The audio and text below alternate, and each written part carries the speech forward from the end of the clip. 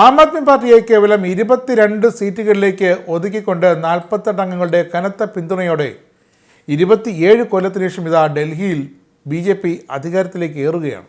AAPയുടെ ശക്തി കേന്ദ്രങ്ങൾ കൈക്കലാക്കി ദേശീയ തലസ്ഥാനത്ത് കൃത്യമായൊരു രാഷ്ട്രീയ ചേരിമാറ്റം ഉണ്ടാക്കിയെടുത്തിരിക്കുന്നു BJP. ജയിച്ച പ്രമുഖരെക്കാൾ തോറ്റ ഡൽഹിയിലെ പ്രമുഖർ ആരൊക്കെ എന്നാണ് ഇപ്പോൾ ചർച്ച ചെയ്യുകയാണ് ഡൽഹി നിവാസികൾ. കെജ്രിവാൾ മുതൽ അവാധ് ഓജ വരെ BJPയുടെ തേരോട്ടത്തിൽ കാലിടറിയ AAPയുടെ വമ്പന്മാരുടെ ഒരു എത്തിനോട്ടം. ദേശീയ തലസ്ഥാനത്ത് അങ്ങനെ വൻ രാഷ്ട്രീയ മാറ്റം വന്നുകൊണ്ടിരിക്കുന്നു. AAPയിലെ പല വൻമരങ്ങളും BJPയുടെ തേരോട്ടത്തിൽ കടപുഴക്കി. 3 തവണ മുഖ്യമന്ത്രിയായ അരവിന്ദ് കെജ്രിവാളും ഡൽഹിയുടെ മുൻ ഉപമുഖ്യമന്ത്രിയായിരുന്ന മനീഷ് സിസോദിയ അടക്കമുള്ളവർക്ക് കനത്ത പരാജയം.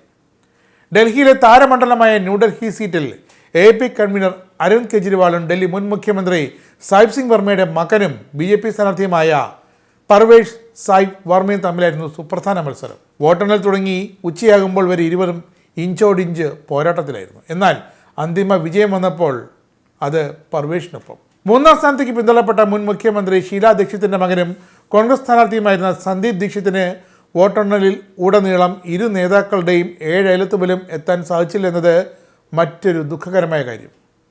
എന്നാൽ സന്ദീപ് നേടിയ വോട്ട് കെജ്രിവാളിൻ്റെ തോൽവിയിൽ കടക്കൽ കത്തിവെക്കുന്നതായി. അങ്ങനെ ആ വൻമരം കടപുഴകി വീണു. അടുത്തത് മനീഷ് സിസോദിയ. കേവലം 600 വോട്ടുകൾക്കാണ് മുൻ ഉപമുഖ്യമന്ത്രി കെജ്രിവാളിൻ്റെ ക്യാബിനറ്റിലെ തിഹാർ ജയിലിലെയും പങ്കാളി മനീഷ് സിസോദിയ BJPയുടെ തർവീന്ദർ സിംഗ് മർവയോട് പരാജയപ്പെട്ടത്. പത്പർഗഞ്ച് മണ്ഡലത്തിൽ നിന്നും സാധാരണ ജനവിധി തേടുന്ന അദ്ദേഹം ഇക്കുറി ജനകപുരയിലേക്ക് തൻ്റെ തട്ടകം മാറ്റുകയായിരുന്നു. അത് തെറ്റായിപ്പോയെന്ന് ഇപ്പോൾ സിസോദിയയ്ക്ക് തോന്നുന്നുണ്ട്. ഈ തീരുമാനം ശരിയായില്ല എന്ന് തെരഞ്ഞെടുപ്പ് ഫലങ്ങളും വ്യക്തമാക്കുന്നു. 2020 പത്പർഗഞ്ചിൽ നേരിയ ഭൂരിപക്ഷത്തോടെ ജയിക്കാൻ സിസോദിയയ്ക്ക് സാധിച്ചെങ്കിലും ഇക്കുറി പുതിയ മണ്ഡലം അദ്ദേഹത്തെ തുണച്ചില്ല. മദ്യനയ അഴിമതി കേസിൽ ജയിൽ വാസം കഴിഞ്ഞ് ജാമ്യത്തിലിറങ്ങി വിചാരണ ഇടുന്ന മനീഷിന് ഇനി അങ്ങോട്ടുള്ള രാഷ്ട്രീയ ഭാവി ഒരു ചോദ്യചിഹ്നം തന്നെയാണ്. അടുത്തത് സത്യീന്ദർ ജെയിൻ, മറ്റൊരു ആപ്പ് പ്രധാനി. ഡൽഹിയിലെ മുൻ മന്ത്രിയും 3 തവണ സാമാജികനുമായ സത്യീന്ദർ ജെയിൻ അഹങ്കാരം കയറി ഇപ്പോൾ വൻ പരാജയത്തിലാണ് ചെന്ന് വീണത്. ഷാഗൂർ ബസ്തി മണ്ഡലത്തിൽ 20,000 വോട്ടുകളുടെ ഭൂരിപക്ഷത്തിലാണ് എതിർ സ്ഥാനാർത്ഥിയെ BJPയുടെ കർണൽ സിംഗ് AAPയുടെ ജെയിനെ അടിപതറിച്ചത്.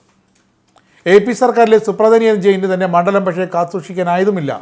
2020 ഡൽഹി നിയമസഭാ തെരഞ്ഞെടുപ്പിൽ ജെയിൻ BJPയുടെ SC വാൽസിനെ 7,592 വോട്ടുകൾക്ക് തറപറ്റിച്ചതാണ്. അന്ന് 1,46,226 വോട്ടർമാരാണ് മണ്ഡലത്തിലുള്ളത്.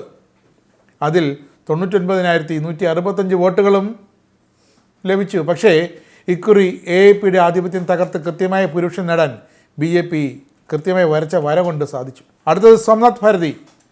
മാൽവിയ നഗറിലാണ് AAPക്ക് സോംനാഥ് ഭാരതിയുടെ മറ്റൊരു തിരിച്ചടി ഉണ്ടായത്. 3 തവണ നിയമസഭാ അംഗം, മുൻ മന്ത്രി, അങ്ങനെ സോംനാഥ് ഭാരതി തൻ്റെ തട്ടകത്തിൽ ധൈര്യപൂർവ്വം ഇറങ്ങി നിന്നു. പക്ഷേ BJPയുടെ സതീഷ് ഉപാധ്യായയോട് തോറ്റു. അടുത്തത് അവാധ് ഓജ. AAPയുടെ താര സ്ഥാനാർത്ഥിയും വിദ്യാഭ്യാസ വിദഗ്ധനുമായ അവാധ് ഓജ പത്പർഗഞ്ചിൽ നിന്നും സിസോദിയയ്ക്ക് പകരക്കാരനെ വന്നതാണ്. പക്ഷേ അവിടെ സിസോദിയയ്ക്ക് വച്ചിരുന്ന വിധി തന്നെയാണ് ഓജയ്ക്കും കിട്ടിയത്. 28,000 വോട്ടുകൾക്കാണ് പരാജയപ്പെട്ടത്. തോറ്റതോ BJPയുടെ രവീന്ദർ സിംഗ് നെഗിയോട്. സിസോദിയോടുള്ള വോട്ടർമാരുടെ പക അവധിന് കിട്ടി എന്ന് വേണമെങ്കിലും പറയാം. പിന്നെ സൗരഭ് ഭരദ്വാജ്. ഗ്രേറ്റർ കൈലാസിൽ ഡൽഹി മന്ത്രി സൗരഭ് ഭരദ്വാജിനേറ്റ ആ കനത്ത തിരിച്ചടിയും AAP നേതൃത്വത്തിന് വലിയൊരു ആഘാതമാണ് ഉണ്ടാക്കിയത്. BJP നേതാവ് ശിഖ റോയിയാണ് ഭരദ്വാജിനെ മലർത്തിയടിച്ചത്. അടുത്തത് ദുർഗേഷ് പഥക്. സുപ്രധാന മണ്ഡലമായ രജീന്ദർ നഗറിൽ നിന്നും തീപാർന്ന പോരാട്ടത്തിൻ്റെ അവസാനം AAPയുടെ മുതിർന്ന നേതാവ് കൂടിയായ ദുർഗേഷ് പഥക്കിനെ BJPയുടെ ഉമാങ് ബജാജ് 1000 വോട്ടുകൾക്കാണ് തോൽപ്പിച്ചത്. AAPയുടെ മിക്ക കോട്ടകളും അങ്ങനെ BJP പിടിച്ചെടുത്തു. അങ്ങനെ ഡൽഹിയിൽ ആപ്പിൻ്റെ പകിട്ട് മങ്ങി, കെട്ടടങ്ങി. കോൺഗ്രസ് ആകട്ടെ ഒന്ന് മിന്നാൻ പോലും ശക്തിയില്ലാതെ അണഞ്ഞുപോയി. ഇനി കാവി പാർട്ടി BJPയുടെ നേതൃത്വത്തിൽ ഡൽഹിയിൽ പുതിയ രാഷ്ട്രീയ കരുനീക്കങ്ങൾ ആരംഭിക്കുകയാണ്. ആരാകും മുഖ്യമന്ത്രി? പാർട്ടിക്ക് വ്യക്തതയുണ്ട്. ആരാകും മന്ത്രിമാർ? ആരാകണം മന്ത്രിമാർ? പാർട്ടിക്ക് ഇപ്പോൾ വ്യക്തതയുണ്ട്. കാരണം എല്ലാം BJPയുടെ വെൽ പ്ലാൻഡ് തന്ത്രമായിരുന്നു. പ്ലാൻ എയും പ്ലാൻ ബിയും BJPക്ക് ഉണ്ടായിരുന്നു. പ്ലാൻ എ എടുത്ത് പ്രയോഗിച്ചതേ ഉള്ളൂ. മുടക്കിയ മുതലിൻ്റെ 4/1 ചിലവിൽ അങ്ങനെ കെജ്രിവാളും ആം ആദ്മി പാർട്ടിയും ഒപ്പം കോൺഗ്രസും തകർന്നടിഞ്ഞ ഡൽഹി. ഇനി കാണാൻ പോകുന്നത് BJPയുടെ സൽഭരണമാണോ ദുർഭരണമാണോ എന്നതാണ്. പക്ഷേ ഡൽഹിയിലിരിക്കുന്ന പാർലമെൻറ്റിലിരിക്കുന്ന കേന്ദ്ര സർക്കാരിനെ ഇനി താങ്ങി നിർത്തേണ്ടത് ഡൽഹിയിലെ BJP സർക്കാർ തന്നെയാണ്, ഒരു സംശയവുമില്ല. നിങ്ങൾക്കും ആനന്ദ മീഡിയയുടെ പ്രേക്ഷകരിൽ ഒരാളാകണ്ടേ? യൂറോപ്പിലും US-ലും ആഫ്രിക്കയിലും അടക്കം പ്രവാസികൾ ഉള്ളയിടങ്ങളിലൊക്കെ ജനപ്രിയ ചാനലുമായി ആനന്ദ് മീഡിയ ഒപ്പമുണ്ട്. ഏഷ്യാനെറ്റ് ഫ്ലവേഴ്സ് അടക്കം നിങ്ങളുടെ വിരൽത്തുമ്പിലെത്തും. ആദ്യം റോക്കു ബോക്സ് സ്വന്തമാക്കുക, അതിൽ നിന്നും ആനന്ദ് മീഡിയ ആപ്ലിക്കേഷൻ ഡൗൺലോഡ് ചെയ്യുക, ഇൻസ്റ്റാൾ ചെയ്യുക. എന്നിട്ട് 02085866511 എന്ന നമ്പറിൽ ഞങ്ങളുടെ കസ്റ്റമർ കെയറിൽ ബന്ധപ്പെടുക. അല്ലെങ്കിൽ +91 735 660 3747 എന്ന നമ്പറിൽ വാട്സപ്പ് ചെയ്യുക. ആനന്ദ് മീഡിയയുടെ സേവനങ്ങൾ സ്വന്തമാക്കുക. മറ്റു ചാനലുകൾക്കൊപ്പം ആനന്ദ് TVയും എൻജോയ് ചെയ്യുക.